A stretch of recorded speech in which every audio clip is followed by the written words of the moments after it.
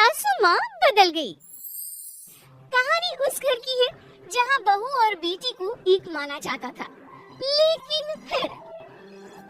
अरे शिखा बेटा, तू रसोई में क्यों घुसी रहती है? जा, रोटी मैं बना लूंगी।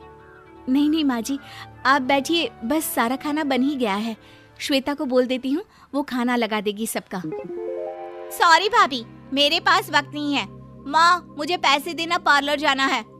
हाँ हाँ चली जाना, भाभी को भी ले जाना। वो भी जाने को बोल रही थी पार्लर, पर पहले ना मदद कर दे उसके खाना लगाने में।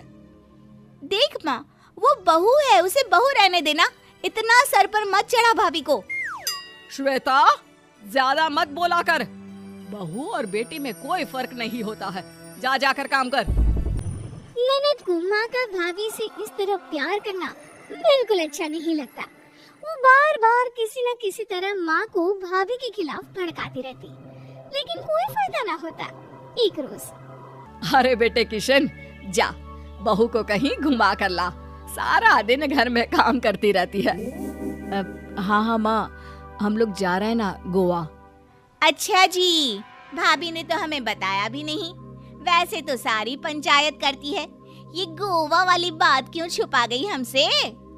अरे क्योंकि उसे खुद नहीं पता था बहन। मुझे टिकट सस्ती मिल रही थी तो मैंने बुक कर दिया।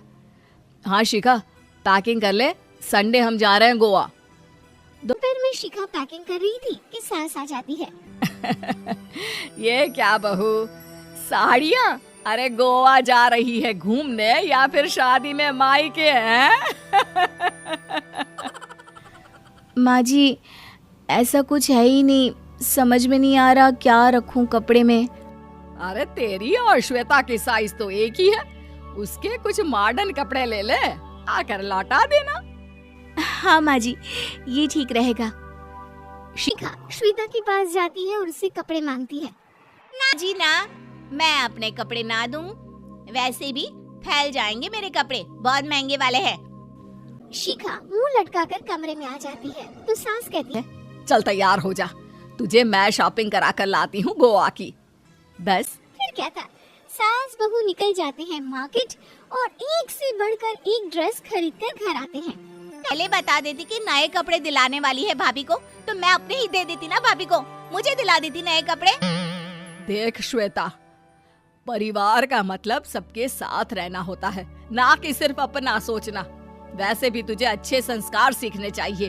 और रही बात कपड़ों की, तो शिखा, आज से घर पर भी तू मॉडर्न कपड़े ही पहनेगी। कोई जरूरत नहीं है ये साड़ी वाड़ी लपेटने की। अब क्या था, घर पर श्वेता और शिखा एक जैसे रहते। एक बार पड़ोसन आती है। अरे बेटा, अपनी माँ को तो बुलाना, जरा बात करनी है। शिखा सास को बताती है और रसोई में चली जाती है।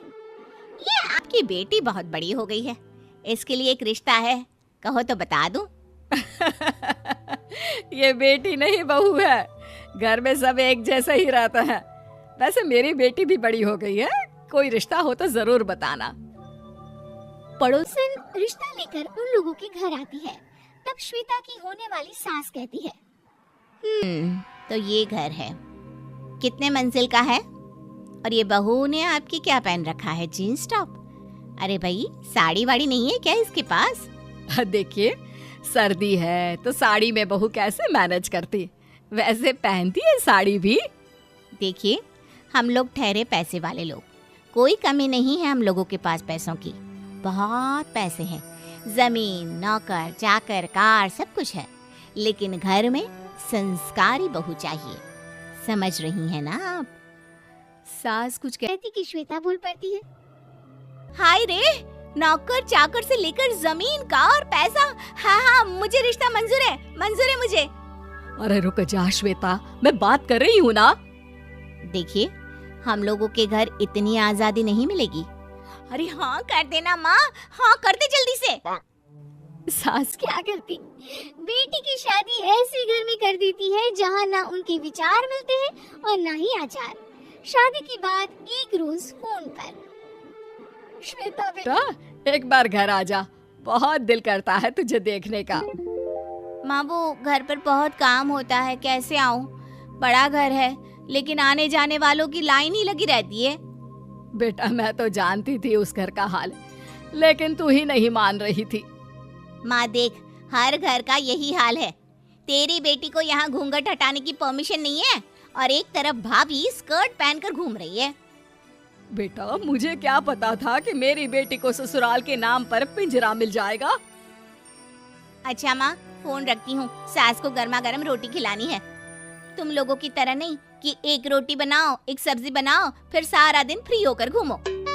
सास फोन तो रख देती है, लेकिन सोच में पड़ जाती है कि एक तरफ बेटी जिसे कोई आजादी नहीं, वहीं दूसरी तरफ बहू जिसे देखकर लगता ही नहीं कि उसकी शादी भी हुई है। अगले रोज शिखा, अरे ओ शिखा। हाँ माँ, क्या हुआ? कुछ चाहिए आपको? मैं जिम जा रही थी। जिम के कपड़ों में बहू को देखकर सास को घूंघट में अपनी बेटी का ख्याल आता है। देख बहू, घर में बहू की तरह रहा कर। इतने टाइट कपड़े पहनकर जिम जाना पसंद नहीं मुझे। जा जाकर रोटी बना। रोटी? माँ, अभी तो शाम की 6 बजे हैं, इस वक्त रोटी? अब क्या मेरे खाने पीने पर भी पहरा है? अरे जब मर्जी तब मैं अपने घर में खा भी नहीं सकती क्या? बहू को अजीब लगता है। वो समझ नहीं पाती कि जो सास कल तक इतनी सपोर्टिव थी, उन्हें अचानक से क्या हो गया। वो किचन में जाती है, गरम रोटी के साथ 2 तरह की सब्जी, रायता, सलाद सब लेकर सास के पास आती है। माँ जी, खाना। इतना सारा खाना? राक्षस समझा है क्या मुझे? रोटी मांगी थी मैंने गर्मा गर्म बस। पर माँ जी, रोटी खाती किससे आप? सब्जी तो बनानी थी ना। अरे भूख मर गई मेरी तेरी बहस से। जा जाकर काम कर, अंदर पूरी रसोई साफ कर। बहू अंदर चली जाती है। थोड़ी देर में श्वेता घर आती है। अरे शिखा, जल्दी से चाय ला, पकवान बना, मेरी बेटी आई है। अरे नहीं नहीं माँ, ड्राइवर बाहर खड़ा है। मैं तो घर का कोई सामान खरीदने के बहाने यहाँ आ गई हूँ, मुझे जाना होगा। अरे बेटा, पर कितने दिनों बाद देख रही हूँ तुझे। रहने आ जाना 2-4 दिन के लिए। आ जाऊंगी माँ, जब मेरी सास मरेगी तब। मैं तो रोज मन्नत मानती हूँ कि मेरी सास मर जाए तो अच्छा है। अच्छा चल, जा रही हूँ माँ। हे भगवान, कैसे कैसे दिन देखने पड़ रहे हैं मेरी बेटी को। सास अंदर जाती है। जहाँ श्वेता की जिम वाली सहेली का फोन आया होता है। क्या बात है, आज जिम नहीं आई? अरे पता नहीं यार, आज माँ को क्या हो गया अचानक। पर खैर कोई नहीं, लगता नहीं कि मैं अब जिम आ पाऊंगी। शिखा स्पीकर पर बात कर रही थी जिसे सास सुन रही थी। यार ये सास ना होती कैसी है? मैं तो कहती हूँ बुढ़िया जल्दी मरे और तू आराम से जिए। शिखा को सहेली की बात पर गुस्सा आ जाता है। माँ के मरने की कौन सा बच्चा दुआ मांगता है मोहिनी?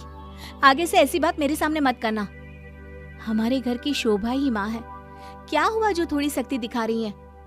उसमें भी कोई ना कोई उनकी भलाई ही होगी। मैं तो कहती हूँ भगवान मेरे जैसी सास सबको दे, जो सिर्फ माँ की तरह है। सास वाली तो कोई बात ही नहीं है उनमें। सास ये बात सुन रही थी। उनकी आंख में आंसू आ जाते हैं कि क्यों वो बेटे की किस्मत में बहू को भी भागीदार बना रही थी। शिखा, अरे ओ शिखा, क्या हो गया? जिम नहीं जाना क्या?